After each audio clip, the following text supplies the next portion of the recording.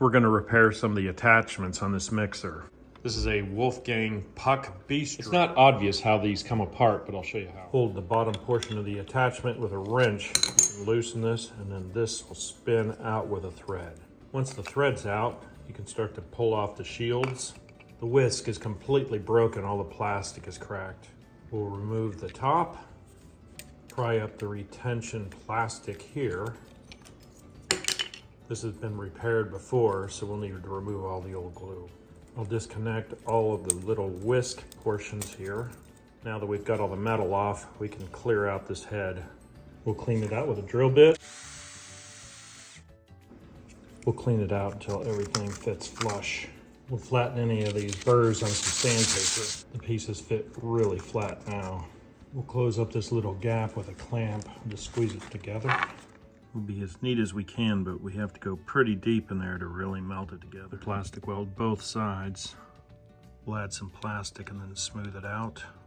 We'll make sure the plastic is higher so we can file some off. We'll file everything flat with a rasp. Because the shields are black, I'll paint this part black. This plastic is painted, so it's going to need some sort of a covering. We'll place the whisk back together, put them in place, kind of pull to make sure the metal stretches flat here. The wire with the little bend here goes across.